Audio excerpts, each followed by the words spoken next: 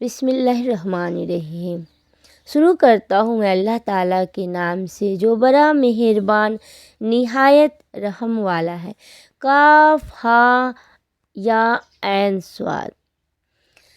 یہ ہے تیرے پروردگار کی اس مہربانی کا ذکر جو اس نے اپنے بندے زکریا پر کی تھی، جبکہ اس نے اپنے رب سے چپکے دعا کی تھی کہ اے میرے پروردگار، میری ہڈیاں کمزور ہو گئی ہیں اور سر بڑھاپے کی وجہ سے بھڑک اٹھا ہے، لیکن میں کبھی بھی تجھ سے دعا کر کے محروم نہیں رہا۔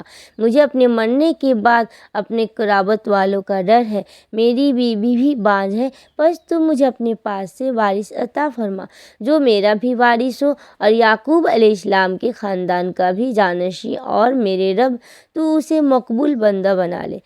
اے زکریا، ہم تجھے ایک بچے کی خوشخبری دیتے ہیں جس کا نام یحییٰ ہے۔ ہم نے اس سے پہلے اس کا ہم نام بھی کسی کو نہیں کیا۔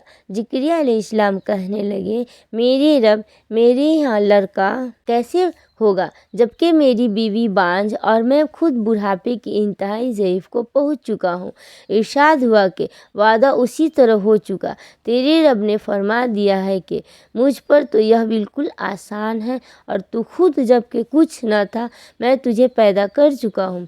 کہنے لگے، میرے پروردگار، میرے لیے کوئی علامت مقرر فرما دے۔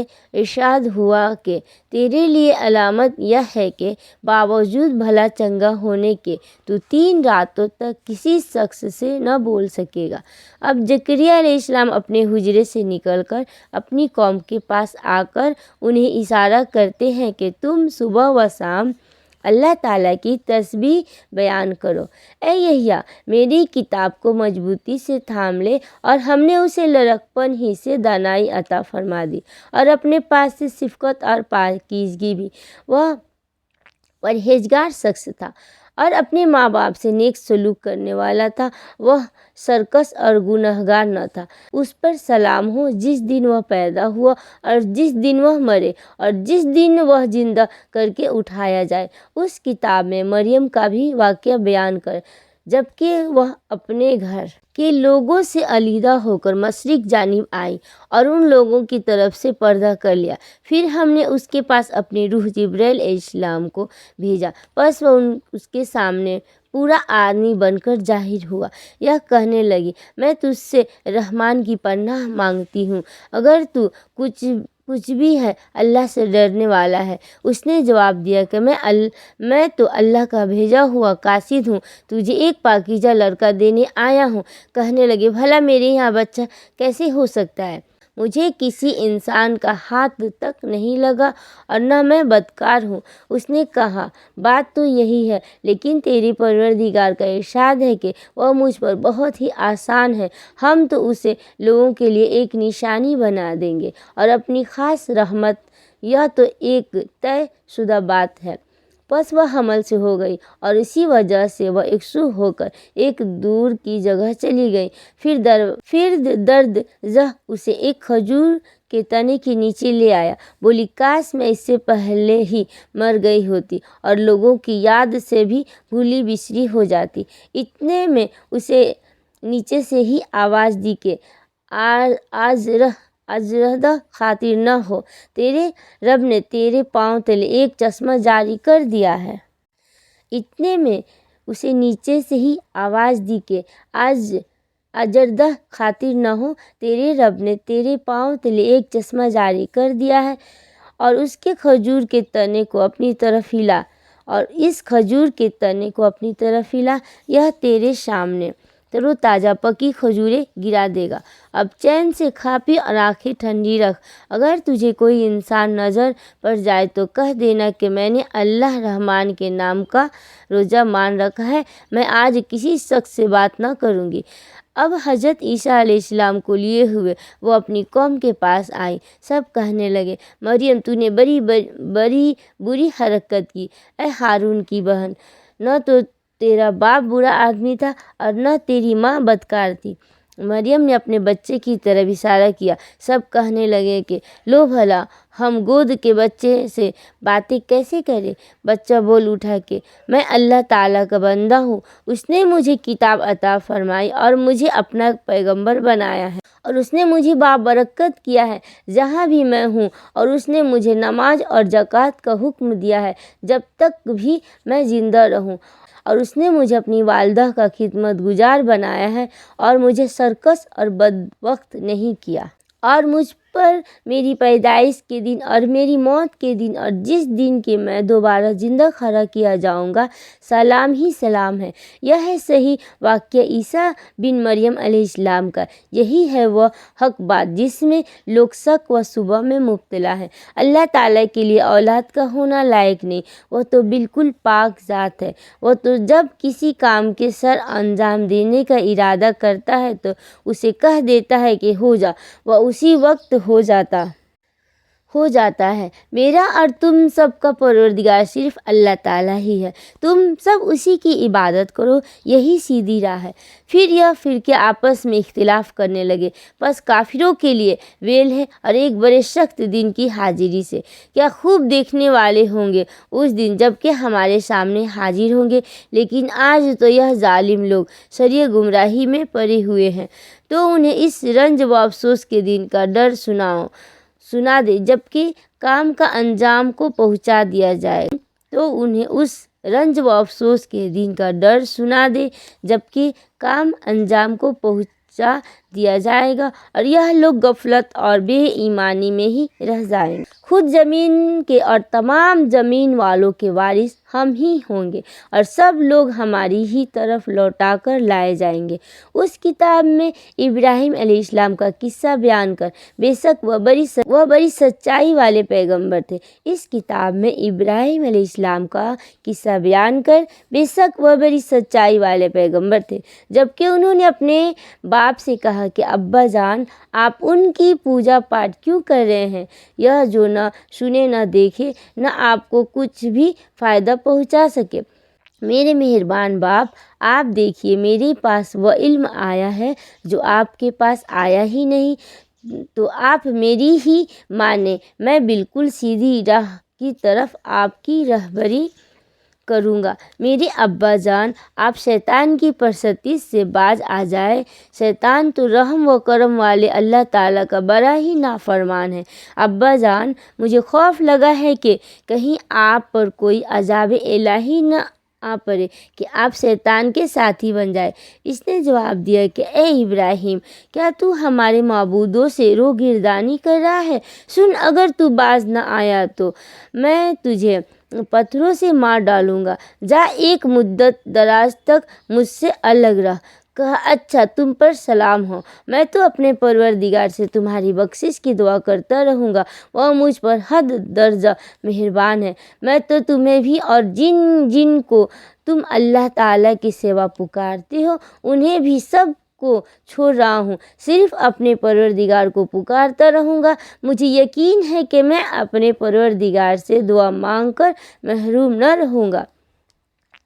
جب ابراہیم علیہ السلام ان سب کو اور اللہ کے سوا ان کے سب معبودوں کو چھوڑ چکے تو ہم نے انہیں اسحاق و یعقوب علیہ السلام عطا فرمائے اور دونوں کو نبی بنا دیا، اور ان سب کو ہم نے اپنی بہت سی رحمتیں عطا فرمائی، اور ہم نے ان کے ذکر جمیل کو بلند درجے کا کر دیا۔ اس قرآن میں موسیٰ علیہ السلام کا ذکر بھی کر، جو چنا ہوا اور رسول اور نبی تھا۔ ہم نے اسے طور کی دائیں جانب سے ندا کی اور راز گوئی کرتے ہوئے اسے قریب کر لیا، اور اپنی خاص مہربانی سے اس کے بھائی کو نبی بنا کر عطا فرمایا۔ اس کتاب میں اسماعیل علیہ السلام کا واقعہ بھی بیان کر، وہ بڑا ہی وعدے کا سچا تھا اور تھا بھی رسول اور نبی۔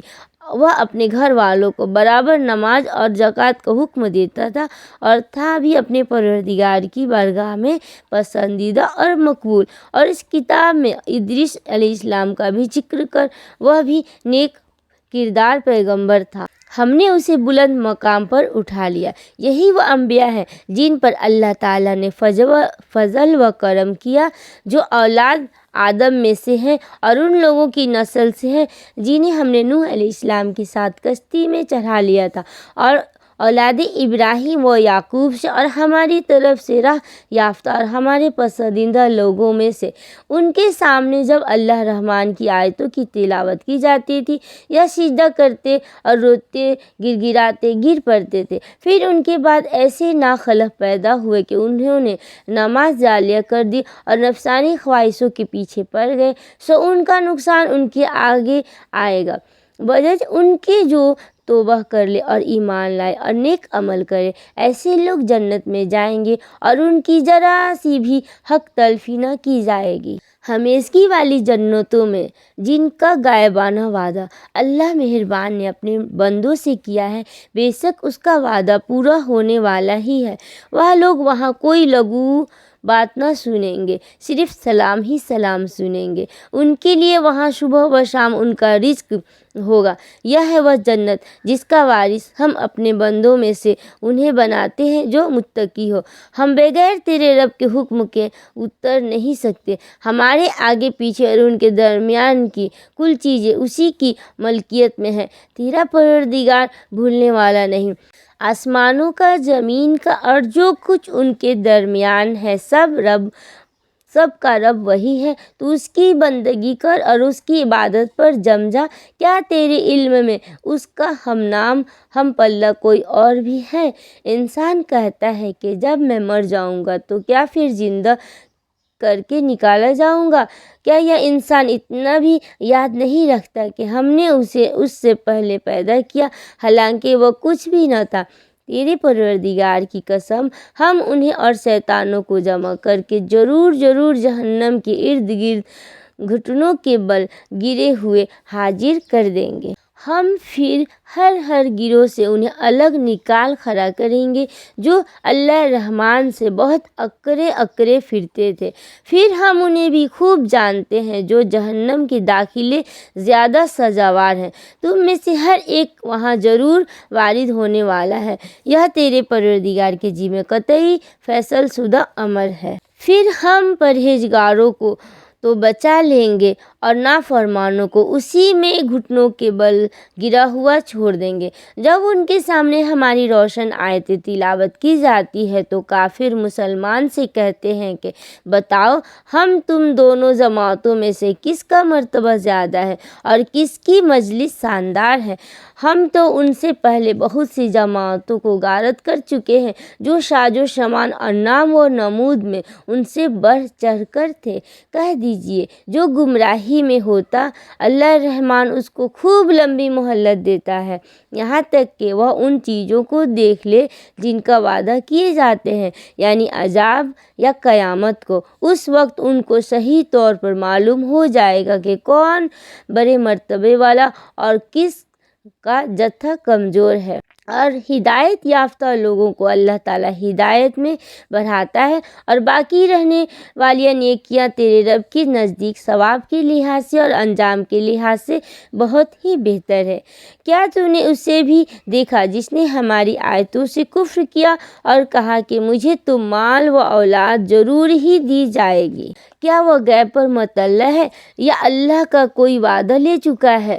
ہرگز نہیں، یہ جو بھی کہہ رہا ہے ہم اسے ضرور لکھ لیں گے اور اس کے لیے عذاب بڑھائے چلے جائیں گے۔ یہ جن چیزوں کو کہہ رہا ہے اسے ہم اس کے بعد لے لیں گے، اور یہ تو بالکل اکیلا ہی ہمارے سامنے حاضر ہوگا۔ انہوں نے اللہ کے سوا دوسرے معبود بنا رکھے ہیں کہ وہ ان کے لیے باعث عزت ہو، لیکن ایسا ہرگز نہیں ہونا۔ وہ تو ان کی پوجا سے منکر ہو گئے اور الٹے ان کے دشمن بن جائیں گے۔ کیا تو نے نہیں دیکھا کہ ہم کافروں کے پاس شیطانوں کو بھیجتے ہیں جو انہیں خوب اکساتے ہیں؟ تو ان کے بارے میں جلدی نہ کر، ہم تو خود ہی ان کے لیے مدت شماری کر رہے ہیں۔ جس دن ہم پرہیزگاروں کو اللہ رحمان کی طرف بطور مہمان کے جمع کریں گے اور گناہ گاروں کو سخت سخت پیاس کی حالت میں جہنم کی طرف ہانک لے جائیں گے۔ کسی کو شفاعت کے اختیار نہ ہوگا سوائے ان کے جنہوں نے اللہ تعالیٰ کی طرف سے کوئی قول و قرار لے لیا ہے۔ ان کا قول تو یہ ہے کہ اللہ رحمان نے بھی اولاد اختیار کی ہے۔ یقیناً تم بہت بری اور بھاری چیز لائے ہو۔ قریب ہے کہ اس قول کی وجہ سے آسمان پھٹ جائے اور زمین سک ہو جائے اور پہاڑ ریزہ ریزہ ہو جائے کہ وہ رحمان کی اولاد ثابت کر بیٹھے۔ شان رحمان کے لائق نہیں کہ وہ اولاد رکھے۔ آسمان و زمین میں جو بھی ہے سب کے سب اللہ کے غلام بن کر ہی آنے والے ہیں۔ ان سب کو اس نے گھیر رکھا ہے اور سب کو پوری طرح گن بھی رکھا ہے۔ یہ سارے کے سارے قیامت کے دن اکیلے اس کے پاس حاضر ہونے والے ہیں۔ بے شک جو ایمان لائے ہیں اور جنہوں نے شائستہ اعمال کیے ہیں ان کے لیے اللہ رحمان محبت پیدا کر دے گا۔ بے شک جو ایمان لائے اور جنہوں نے شائستہ اعمال کیے ہیں ان کے لیے اللہ رحمان محبت پیدا کر دے گا۔ ہم نے اس قرآن کو تیری زبان میں بہت ہی آسان کر دیا ہے کہ تو اس کے ذریعے سے پرہیزگاروں کو خوشخبری دے اور جھگڑالو لوگوں کو ڈرا دے۔ ہم نے ان سے پہلے بہت سی جماعتیں تباہ کر دی ہیں، کیا ان میں سے ایک کی بھی آہٹ تو پاتا ہے یا ان کی آواز کی بھنک بھی تیرے کان میں پڑتی ہے؟